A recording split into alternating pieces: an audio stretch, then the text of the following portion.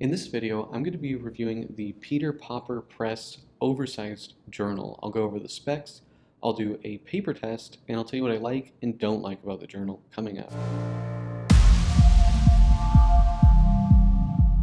Blake here with Blake's Broadcast. On this channel, I review fountain pens, paper, and ink, and as always, I put links in the show notes in the description below. And if you haven't already, please hit that subscribe button. It really helps out my channel. Alright, let's get on with the review. So here we have the Pauper Press Oversized journal. This is a 9 by 7.25 inch notebook, so it's a good size notebook. You know, you can just see it compared to an A5 notebook. It's pretty large. It's I think kind of a luxurious size, but not getting too big where it's uncomfortable. This has 192 pages of 120 GSM acid-free paper, so it's a heavy paper. This cover design is called The Constitution of the Masons. It's a reproduction of a book from the 18th century. I don't have any opinions on the Masons, but I do think that this sort of weird hand-tooled design looks really, really cool. So let's walk through the book. Again, it's the 9 by 7.25 size. We have this faux leather cover. It's faux tooled with gold here. You can see the spine. It is a rounded spine, pretty nice. And back is, I believe it's the same as the front. Yeah, it's the same. We also have gilded edges. Very, very nice looking. Have a big ribbon bookmark. And on the inside, opening it up, we have this gold face down. And here you can see journal and Pauper Press, ink, White Plains, New York. This is just a little bit about the company. They've been around since 1928 and they're still family owned. Pretty cool. This is sort of the copyright for the cover art. This book was printed in Hong Kong. I don't know where the book is bound, but it's printed in Hong Kong. So, and then from there we go right into the lined pages. You can see we have pretty luxurious margins here.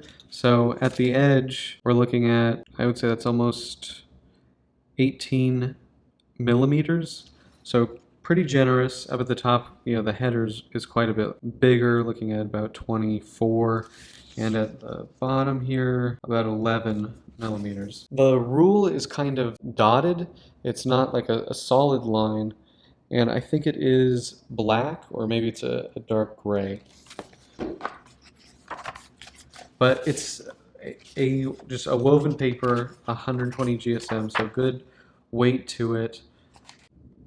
There are really no other features other than the big ribbon. Talking about the spine, it is a stitched spine. You can hear it creaking. I've done this a few times. It seems to be holding up actually okay. Oh boy, as I'm probably ripping it apart. It is pretty flexible. It's not, the most flexible. You're not gonna probably write on it, fold it over like this, but it works pretty well. There's a blue headband. It's stitched. You can see it lays quite flat. It just needs a little bit of coaxing. I think the heavyweight paper and the kind of the more square size helps kind of weigh it down. This is the second one that I've used, and I do find that this notebook is very, very comfortable to write in. It's very, I think, luxurious. Now, let's go to the paper test. So, looking here, we can see the Pilot actually looks pretty good. There's a touch of feathering that we get, not super bad. I see more unpleasant looking feathering on the Mont Blanc OPB. That's a very juicy nib. The Schaefer Legacy, the medium, looks pretty good. So does the Lamy Safari Extra Fine. Sharpie looks good. I would say pretty much everything else looks nice. Maybe the Otofude ball It looks pretty good to me too. I think everything looks pretty good. Just I would say the main iffy one was this Mont Blanc OBB. I think that one does look a bit unpleasant.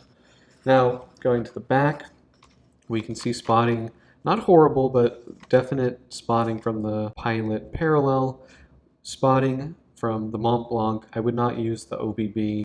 It's too big for this paper, really. The Schaefer medium looks pretty good.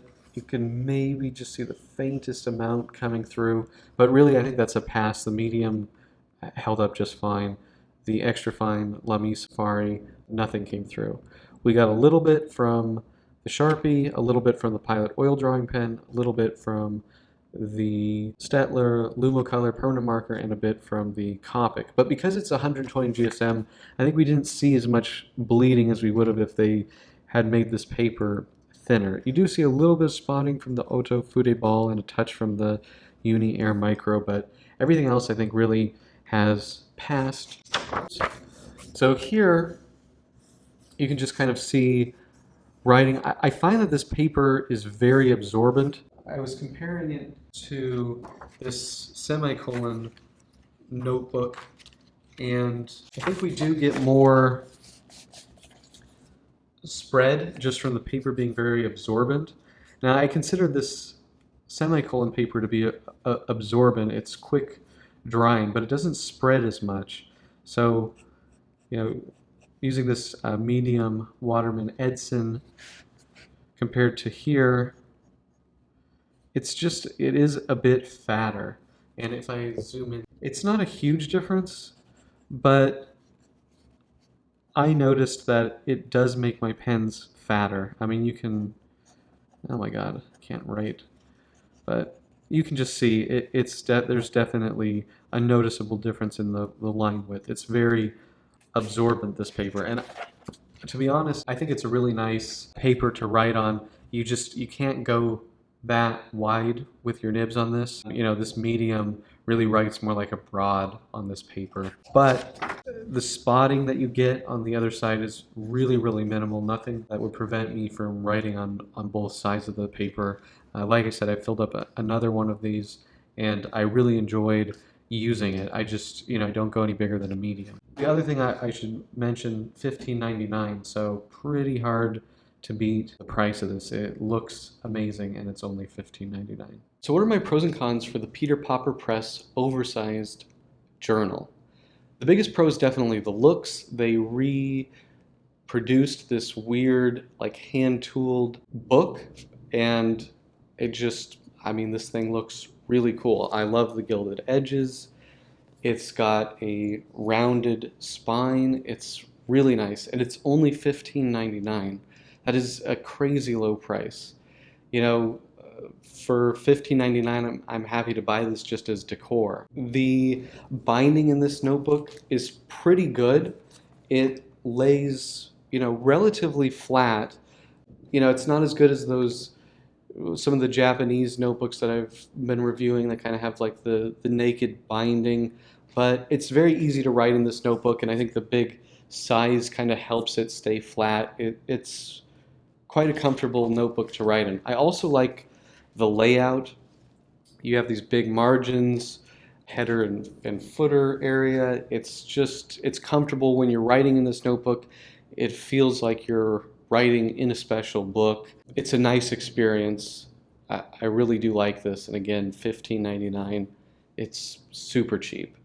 Now the cons, the paper is not the most fountain pen friendly. You can write on this with, fine nibs, extra fine seem to do pretty good, but you go wider, you do get feathering and some bleeding. It's very similar performance, I would say, to Paper Blanks notebooks. Difference is Paper Blanks have laid paper, whereas this is more of a normal woven paper, so the paper isn't maybe quite as luxurious as the Paper Blanks, but fountain pen performance is pretty similar. Other cons, it's ruled only, and in truth, most of the cover designs aren't quite as interesting and as nice as this. So compared to Paper Blanks, they make a lot of really, really cool reproduction covers. Peter Pauper Press, there's less of them, but there are a few really, really cool ones like this one. Okay, so that's it. Do you guys have this notebook? Do you like this notebook? Let me know in the comment section below. And if you like this video, please hit that like button. And if you want to see more fountain pen, paper, and ink videos, please hit that subscribe button. Thank you guys so much, and until next time.